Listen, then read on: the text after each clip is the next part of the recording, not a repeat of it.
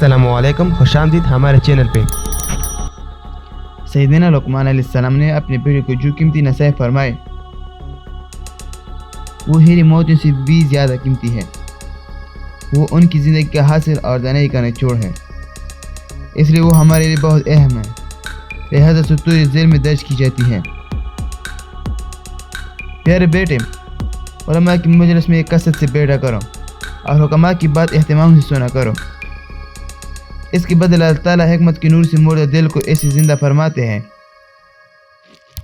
جیسے مردہ زمین زوردار بارش سے زندہ شاداب ہو جاتی ہے۔ اللہ تعالیٰ کی رحمت سے بہت امید رکھو، لیکن اس کے عذاب سے بے خوف مت ہو جاؤ، اور اس کے عذاب سے بہت زیادہ خوف کھاؤ، لیکن اتنا ہی نہیں کہ تم اس کی رحمت سے ہی نا امید ہو جاؤ۔ بیٹے نے کہا، دل تو ایک ہی ہے، اس میں امید اور خوف دونوں کس طرح جمع ہو؟ انہوں نے فرمایا، مومن ایسا ہی ہوتا ہے کہ گویا اس کے دو دل ہوتے ہیں، ایک میں پوری امید اور ایک میں پورا خوف۔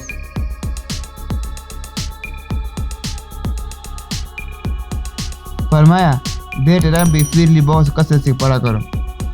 اللہ تعالیٰ شان کی عنایت میں بعض اوقات ایسے ہوتے ہیں کہ ان میں جو کچھ آدمی مانگتا ہے اسے وہ مل جاتا ہے۔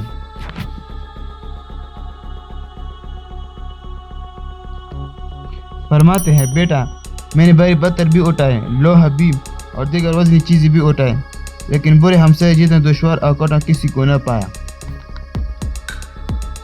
بیٹا میں نے ہر کڑوی چیز کو دیکھا چکا، لیکن فقر اور تندرستی سے کڑوا چیز نہ پایا۔ بیٹا نہ تو تم اتنا میٹھا بنو کہ لوگ تمہیں نگل جائے، اور نہ اتنا کڑوا بنو کہ لوگ تھوک دے۔ بیٹا توبہ میں دیر نہ کیا کرو کہ موت کا کوئی علم نہیں، وہ اچانک آ جاتی ہے۔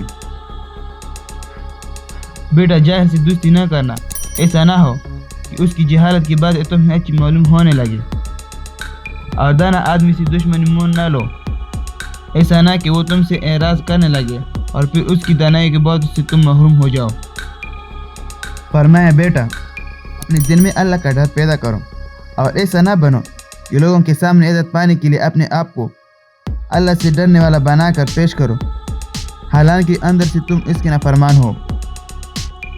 بیٹا دانائی ایسی چیز ہے جو غریب لوگوں کو بھی بادشاہوں کا ہم نشین بنا دیتی ہے۔ گناہ پر اتنی جرات کرنا جتنا جہنم کی آگ میں جلنے کا حوصلہ اور ہمت ہو۔